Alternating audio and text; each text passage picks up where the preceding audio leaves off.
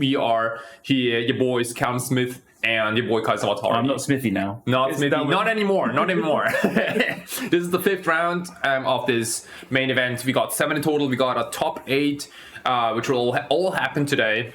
And I'm really excited about the next match as well. I was told that we get Ruby Storm one more time, which is exactly what we all wanted to see, because this deck, again, it can grind, man. Yep.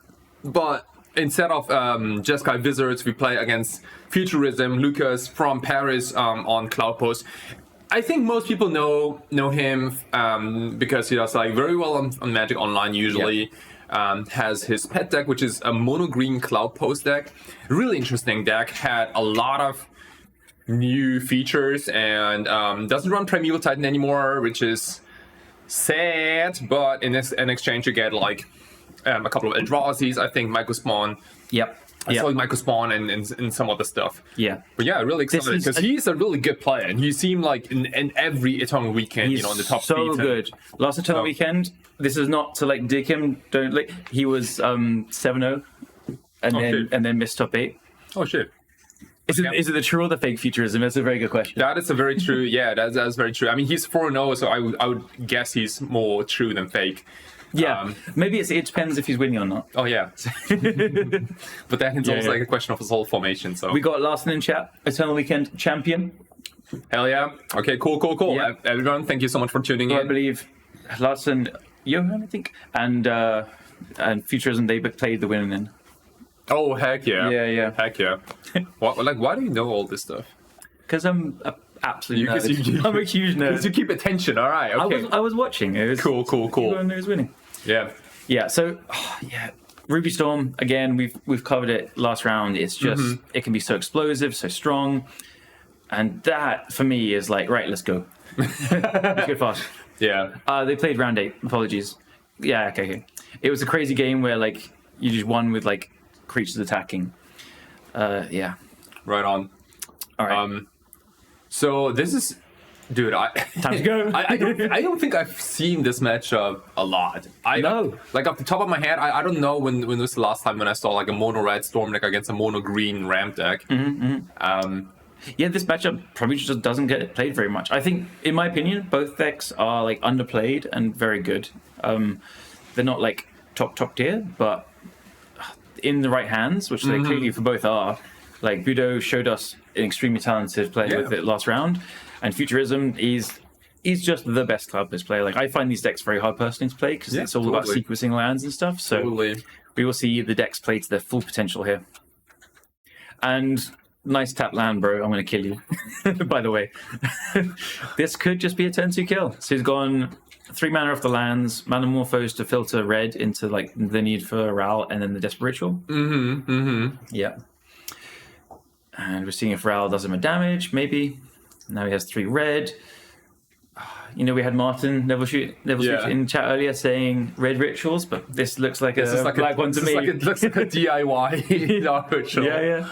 Here we go. Brand's Resolve. We know how these impulse draws work. Off you go. This is the first impulse for today. Into another impulse effect and a burning wish. All right, but we're now going to see Jeska's will for the other mode. I think he just asked him how many cards in hand. Oh shit, the mana mode. Yeah. So I believe he has 5 cards in hand. I think it looked like, but maybe 6. So there we go. Oh, Jeska's will. Come on, it's a good card. You know, like people in Commander always kind of talk shit about this card because it's like it's too powerful. It draws cards and adds mana to it at the same time. It doesn't do both modes in Legacy, but still. Yeah, it's kind of like a fire ice card, right? Like you either get cards or you get mana. Yeah, but here I think it's usually played as the like impulse draw 3 kind of mode, but here really showing the power that you can just go, well, if you're going to play a tap land, I'm going to make 6 mana off it. It's plus 4 mana, which is amazing. Okay. Because my first reaction to seeing the impulse flip the Burning Wish and the Questing Druid. Doesn't play Questing Beast. I get those confused constantly. You might. Yeah, Manamorphose make green. Like, Questing Beast, the tap go. It's anti-1 ring deck. It does. Yeah. Dude, yeah. Yeah. Yeah, you should say stuff like that more often. That's I try. All right, so anyone that's not familiar, this is the dice rollings, because Ral has the ability whenever you cast instant or sorcery, you flip a coin. It can be odd or even on a dice as well. And then here we see it flip. And the general tactic here is you don't flip it until it's when it flips, it has an additional counter on it for each instant or sorcery you cast this turn. So pseudo storm essentially. Pseudo storm. And then the ultimate is -8. Exile the top 8 cards of your library, and you can play them without paying their mana cost. So the tactic is you just don't ever want to flip it until it's got at least 8 counters on. Right. And then you do this mega impulse draw. How many planeswalkers do you know that can ultimate immediately? This also goes to chat. Let us know, like, how many planeswalkers do you know that can ultimate immediately? Without the help of anything else, because there's obviously like cards. I mean, I know at least 2 more. At least. Shit. I know at least 0 more. All right. I give up, but let's see what chat says. Okay. If not, I give you 60 seconds. Ooh. After that, I'll produce it. Oh man, I didn't even think about Chandra, and I don't even know if that's an ultimate. I don't even know if that's an ultimate. Like, an ultimate is like at least -4. Yeah. Witsy with Gideon Alexander. That's not an ultimate. Oh shit! Oh man, dude!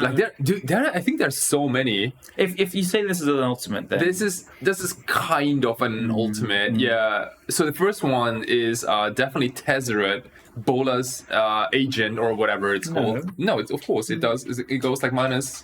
It comes in with 3 and it goes -4. The second one I know is dude, don't come at me with artifacts. Wait, hold on. the second one I know is what's his face? It's like a mono white 4-drop. Gideon Alexander. Gideon Alexander because chat got it already. Witsy and chat got it. Alright, okay. Yeah. Okay. I forgot that one. Yeah, Gideon. Yeah, that checks out. Maybe the Tezzeret players just play so fast that it looks like they ultimate immediately, but it was actually another turn. All right, okay, well, okay, that was on me, but... What happened to the game? What happened to the game? So, yeah, Ruby Storm just went off. Turn 2... Beudot's really making this deck look amazing. It's hard to hate. Kind of like counter magic is not enough. No. I know that the Cloudpost deck has access to things like Collector Oof, but that card also doesn't do it. It just doesn't do anything. Like when I play Painter, I very often have like Blood Moons or Megas of the Moons, usually pretty live against combo, but here it's like they just played 15 mountains. Like, what are you gonna do? Yeah. They're the better Blood Moon deck. Yeah, dude. Yeah. So wait, so Ruby Storm doesn't secretly play Magus of the Moon, right? No, it doesn't need to. Like, I mean, they can. It could play turn 1 Magus or Blood Moons a lot if they needed to. But like the decks you're trying to Blood Moon, like the Eldrazi or lands, like what are they going to do to stop you just killing them? You don't need that. Oh, I see. Okay, so we got a couple of things like the Cloudpost deck can do, right? Like Karn into like Magus and Lad is obviously game over against any opponent. See what else? Force of Vigor can get rid of Ruby Medallions, sort of. It's not fantastic, but it's serviceable. There's not a ton else. I think his biggest piece of interaction is what he has in the main deck is usually 4 Disruptive Flutes, which we saw. Yeah, so he has 3 in this build. I saw he had 2 in his hand, but just didn't get the time to cast them.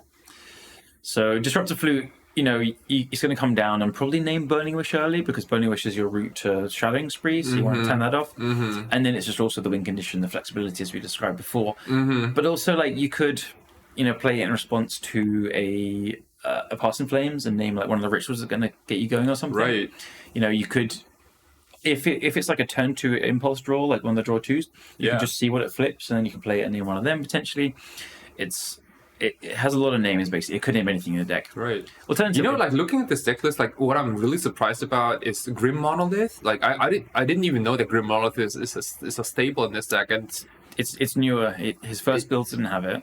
Yeah.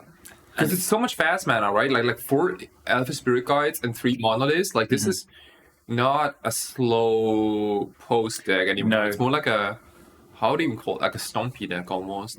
Everything's stompy these days.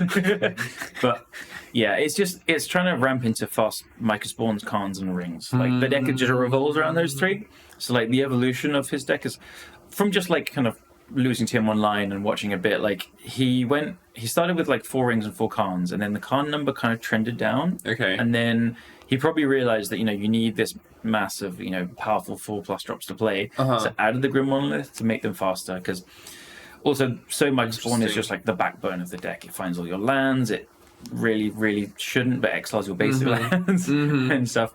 But yeah, it doesn't even use that part so well. It's just like it's the crop rotation that's uncounterable. Interesting. Stuff. But yeah, this deck is built to play a Khan or a Ring turn 2. Yeah, Khan, I would not be surprised if it sided out. It just, I don't know, maybe he needs that route to just go Khan into Lattice. What do you think? Like, you have a couple of cards you need to cut immediately, like the Tabernacle at Pendray Vale is kind of a terrible card, and yeah, I just don't know, man. Like Karn can at least win the game. Yeah, 10 mana, but like, you know, casual 10 mana. But hey, you know, like if there's like one thing those decks are good at is making mana.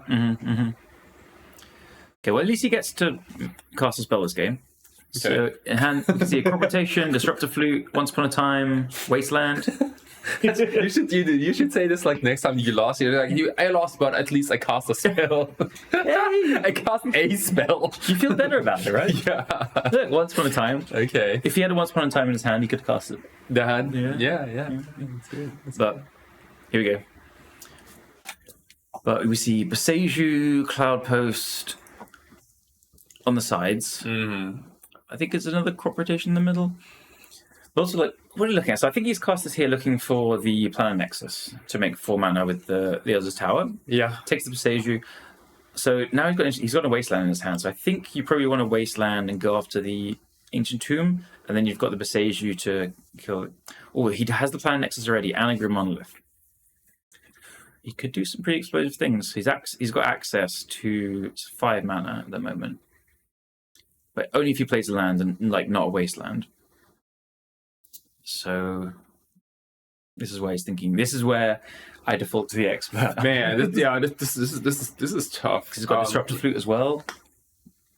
Like disruptive flute, you could name like any of the cards in the deck would be a reasonable name, obviously. But I think you could also name the backside of Ral to stop the ultimate, because that's another one of the big engines. Well, yeah, like to me the question is like when do you cast the flute? Yeah. Or like what's the timing? Like do you like actively play it on your main phase and just name something? I have no idea. Yeah. You might want to play it now, because now you have 1 mana floating. And you don't really want to tap the monolith. I say as he taps the monolith. But potentially. But I think he could be also looking to like Boseiju. He's going to flute as well. So now he's got 4 mana. Because he could float colorless in through the Nexus, so he can Boseiju it as well. So he's going to flute. All right. Love to know what he names here. They're going to write it down. Let them go. Yes, Beudot, thank you. What does that say? I mean, look, dude, like my English is kind of medium, but this is like 2 words. Maybe it's Chattering Spree. Song, seething song. Seething song. Okay. All right. He's recognizing. You got any song? Song of creation. Any song. Song of Freyalise. Yeah. Okay, that's cool. That's interesting. I did not expect seething song. It's the best ritual. The best ritual. It's the most raw mana, I guess. So we are doing like a mana denial. Yeah, because if the plan is to Boseiju the medallion there, like he's untapping with 3 mana. So it's just, I think it's like, you know, there's a very high chance he just doesn't have it in hand, but he's probably recognizing that that's the easiest route for him to lose. Interesting. Interesting.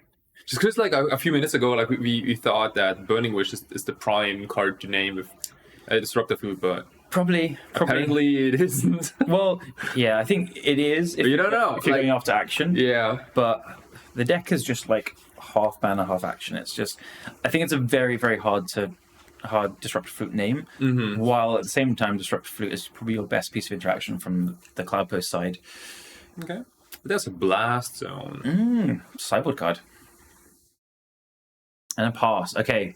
Cloudpost is just pumping their fists. Like, I'm not dead. I got a turn. Because with access to 4 mana there, could have done something. He passes back, and then he wastelands the blast zone. Okay. Fine. Quick passing of the turns here. Because Beudot has, like, mana. He's got Jessica's Will. He has Rite of Flame. Probably missing action, though, I would assume. Because Jessica's Will, Rite of Flame, bonus round, Mountain. Yeah, it's just his hand is stacked with mana. The moment he finds an action spell, we are off to the races. Yeah, off to the races, indeed. As a Manamorphose. Swaggerhard saying 6 streams so far. Thank you so much. Thank you all for tuning in as well. We're having a blast. Like, we've had fantastic matches so far. It's really, really been fantastic. Yeah, dude. I've not seen a single Psychic Frog today. It's great. It's You're great. right. Let's get it on screen. I think we just dodged all the frog matchups. Yeah. It's excellent. Yeah. Okay, this is a fascinating play. So his hand is all mana, and he's just drawn a Manamorphose. And now he's gone bonus round first. So he's going to copy the Manamorphose. Oh, this is nasty. But yeah. it's great. So he draws 2 cards, but it's cycling the bonus round. It's really good. Nice. Yeah. Nice. Okay. He draws a Shattering Spree. And H2. Okay. Jessica's Will can be a draw 3, though. So when I said his hand is all mana, in my head, Jessica's Will was like focusing on just making mana. But no, it's an ancestral recall. I'm sorry. Actually, 3 mana draw 3. What is that? Okay. There is the Seeding Song that costs extra mana. So can we call this a brick, maybe? Kind of. What am I missing? Oh, Jessica's Will copied. That's why it's 6 cards. No, this is not a brick. This is not a brick? No, okay. He's winning this turn. He's got the bonus round going. So Jessica's Will extra the top 6. Okay, so everything gets copied. Rite of Flame just added 1, 2, 1, 4 mana. Oh, dude, so see, a Seeding Stone costs 6 mana, but it generates 10 mana. Oh my goodness, this is ridiculous. I love how you've gone from, is this a brick, to, oh my god, this is ridiculous. Is ridiculous. This is not a brick at all. Dude, I thought the Seeding Stone doesn't do anything, but holy moly. Check out, there's he can cast no replicate, kill your shit. Oh my, this is brutal. This matchup seems horrific for Lucas. It looks horrific now. Yeah. Like, man, I thought I didn't want to say it's like even, but I thought it's like okay-ish for both sides, but it doesn't look like it. Yeah. Doesn't look like it at all. God, this stream is just making Rubystorm look amazing, isn't it? Yeah. I really think expertly played. Dude. I think myself, I would have got cold feet and not cost the bonus round there first. But actually, I forgot that Jessica's Will can just exile top 6 and your hand is red mana, so it makes sense actually. This is so I just nice. Didn't realize. Dude, like, we gotta see Rubystorm in the top 8, please. Everyone, if you want to show some love for Rubystorm, type it in chat, type it in on Twitter. Let the world know about this wonderful mono red deck. You know, it's not only Moonstompy, it's also Rubystorm. Yeah, we tend to forget about Rubystorm so often, but there's some other mono red decks out there as well. Yeah, you know, we like goblins, burn. Mario says it's an okay matchup for one player. That's why if Rubystorm beats itself, Grape Shot target me. Yeah. Plus, it's cheap too, right? Yeah. Isn't it like crazy cheap to Ancient build? Tomb is the most expensive card. Fair. Yeah. Ruby's pretty good against Moonstompy, actually. I can see that for sure. Totally. Like, they can chalice you sometimes, but all the spells are like 3 mana, so whatever. Ooh. Oh shit, yeah. Okay, so I guess Soul Lens are quite expensive. Yeah, it plays... Whoopsies! I think it only plays like 1 or 0 city. It doesn't play many. I don't think it's needed. I know it plays, 1 or 2 Sandstone Needles, 4 Ancient Tombs, very good, and then loads of mountains. And I generally see like 0, 1 City of Traders, so... Are they counting Storm with the lines in the notepad? I haven't seen that before, but I like the method. Yeah, I haven't seen it as well. It's like 1, 2, 3, 4, 4 sides and across the middle. I like it. Chalice into is a beating, but after that's fine. That makes sense. A lot of sense. Because then you can't Burning Wish for the Shadowing Spree, I guess. Yeah. Oh my god, so many cards. 6 mana in pool. So much stuff to cast.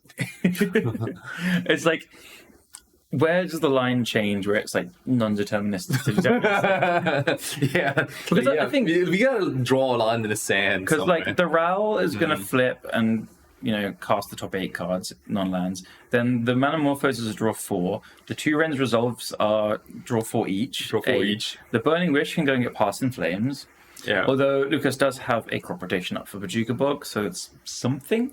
So I think the only reason he's like playing on really is because in case there's a risky line involving the graveyard. Yeah. The Burning Wish in the graveyard should be exiled, but mostly it won't matter. Good point. We'll see if we can maybe get someone out there to check it. We get a dismember on the Raoul.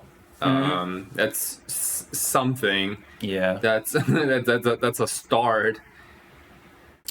Now he's going back because he can cast a Manamorphose in response. Oh, yeah. Glacial Chasm needs to play around too. Very, very good point. Yeah. I guess he can go for Alchemist Gambit. Can we confirm that there is a crop rotation? Because it can be cast, right? In Lucas's hand. Yeah. Oh man. I think I've seen it. I don't know. So the Raoul flips in response to the Dismember. Brutal. Yeah. Oh, just because. Oh gosh. Yeah. Oh gosh. There's Empty Warrens in hand as well. Empty Warrens gets copied with the bonus round. Sure. 2 more. We got 2 more boys. Yeah. Okay. Oh, he's showing him the Grape Shot. Here comes the crop prop for Glacial Chasm, or it's just game. Oh, wait, did he side out the because I don't think it plays Chasm. Oh, maybe there's just no Chasm in the deck. It used to be. Is that possible? I don't think his list plays it these days, but we're having a look now. Oh wow, there's Chasm. There's no Chasm in the deck. Yeah. Wow, what happened to Glacial Chasm? It's not even played in lands anymore. It's just like. Oh yeah. I mean, it would have won the game here. No. He hit the Burning Wish, just going to get past some flames, cast some more things, and then get Alchemist Gambit to prevent all damage, and then cast Grape Shot again. Okay, Glacial Chasm sucks. Yeah. You had like 10 seconds to convince me. Okay. All right. This was nice because like now we saw the Ruby. This is kind of like an advertisement stream for the Ruby Storm deck. Yeah. If you haven't noticed so far, but we're being paid by Big Ruby. Exactly. we get paid in Ruby medallions.